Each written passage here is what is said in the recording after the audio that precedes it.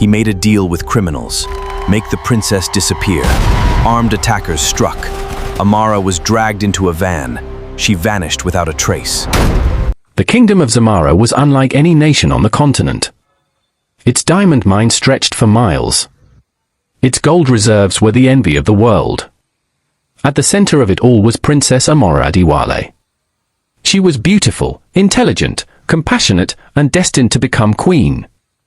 But unlike many royals, Amara cared little about luxury. She spent her days helping villagers, funding schools, and visiting hospitals. The people adored her. To them, she wasn't just a princess. She was hope. Little did she know that her perfect world was about to collapse. One evening, while walking through a secluded corridor in the palace, Amara overheard a conversation. Several men were discussing the king. Their voices were low. Urgent. Dangerous. One name stood out. Kofi. Her cousin. The man everyone trusted. The man who smiled in public but secretly desired the throne. Amara immediately sensed trouble. Unfortunately, she had no idea how close the danger already was. Kofi had spent years planning. He believed the kingdom belonged to him. As long as Amara lived, she stood between him and unlimited power. So he made a deal with criminals operating across continents. The plan was simple. Make the princess disappear. Forever. Days later, Amara traveled to a rural community to commission a new medical center. On the journey home, armed attackers struck. Her security team fought bravely. But they were outnumbered. Amara was dragged into a van.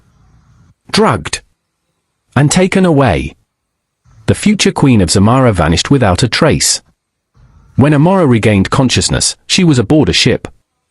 Days later she arrived in London. Her passport was destroyed. Her royal jewelry stolen. Her identity erased. The traffickers renamed her Amy. A servant. A nobody. A forgotten girl. Or so they thought. Amy was sold to the Blackwood family. The wealthiest family in London. Their businesses controlled banks, hotels, shipping companies, and technology firms. The head of the family, Richard Blackwood, was feared by politicians and admired by billionaires. Amara expected cruelty. Instead, she met someone unexpected. Richard's son. Victor Blackwood. Victor Blackwood was 30 years old. Handsome. Brilliant. And destined to inherit one of the largest fortunes in Europe. Unlike his father, Victor treated everyone with respect. When he noticed Amy struggling with heavy luggage, he immediately helped her. The other servants were shocked. No Blackwood had ever done that. Victor couldn't explain why Amy intrigued him. There was something unusual about her. Her posture. Her confidence. The way she spoke. She carried herself like someone born into greatness. Not servitude. Over the next few weeks, Victor found excuses to talk to her. He asked about her life. Her dreams. Her interests. Amara carefully avoided discussing her past. But she couldn't stop herself from enjoying his company. For the first time since her capture, she smiled again. Then came Sophia. Victor's fiancée. The daughter of a powerful business tycoon. Beautiful. Elegant. And dangerously ambitious. She wasn't interested in Victor's heart. She wanted the Blackwood Empire. The moment she noticed Victor's growing attachment to Amy, jealousy consumed her. Victor and Amara became inseparable. They discussed books. Politics. History. Business.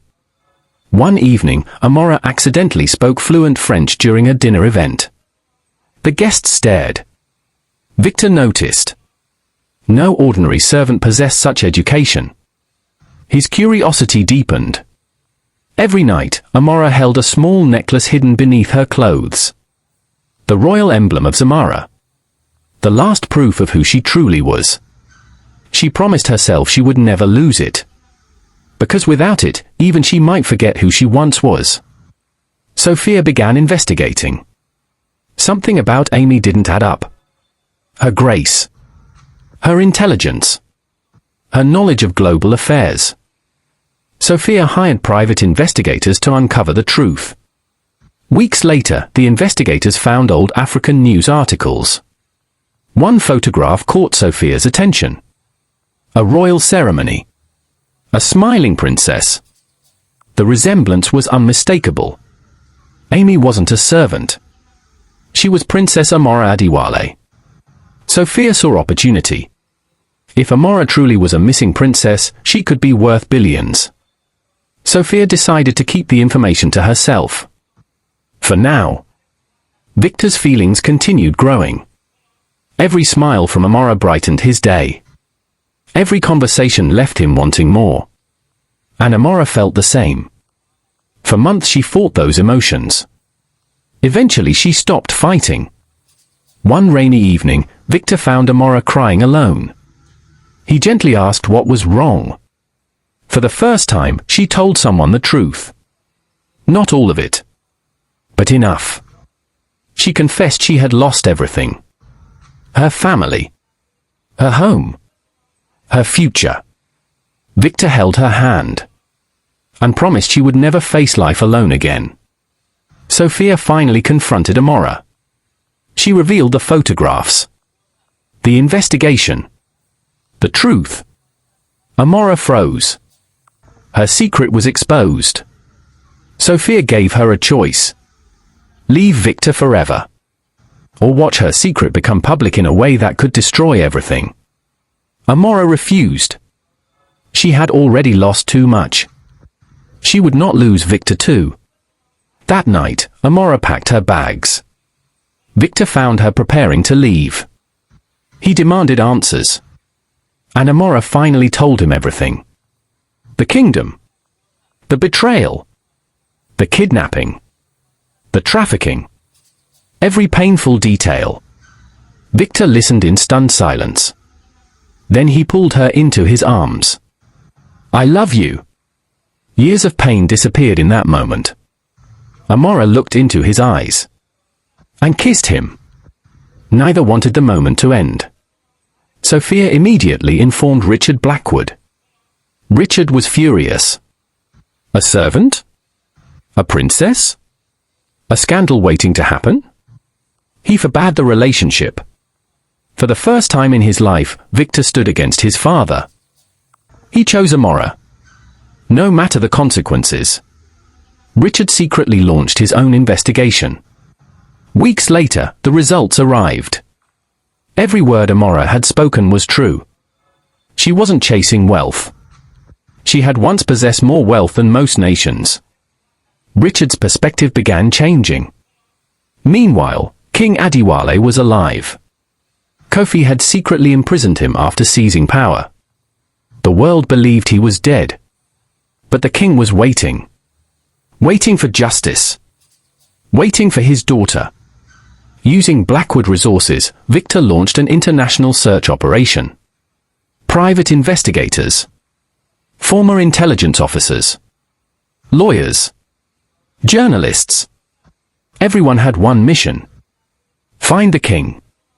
Expose Kofi. Kofi eventually learned the truth. Amara was alive. Panic consumed him.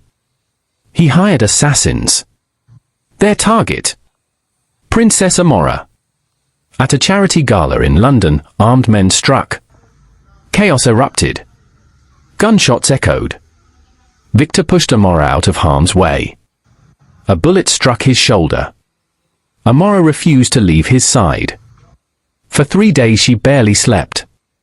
The fear of losing him was unbearable. When Victor opened his eyes, Amara was still there. The first thing he saw was her smile. The first thing he said was, "You stayed." At the same time, investigators located King Adewale. Weak. Older. But alive. The missing king had finally been found. The evidence became public. News outlets around the world exploded with headlines. The missing princess was alive. The king was alive. And Kofi's crimes were finally exposed. Sophia attempted to manipulate the situation for profit. But her schemes were uncovered. Victor ended their engagement immediately. Her social empire collapsed overnight. Kofi tried escaping the country. Authorities arrested him before he could flee. His reign ended.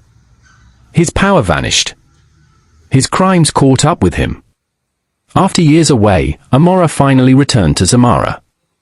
Millions filled the streets. People cried, sang, celebrated. Their princess had come home. Now restored to royalty, Amara faced a difficult choice. Remain in Zamara, or return to London with the man she loved. Her heart felt torn in two. Days later, a private jet landed in Zamara. Victor stepped out, wearing a simple suit, holding a small box. In front of the royal court, foreign leaders, millions watching live. Victor walked toward Amara and knelt. His voice trembled. You were a princess when I met you. You were a servant when I loved you. And you'll be the queen of my heart forever. Will you marry me? Tears filled Amara's eyes.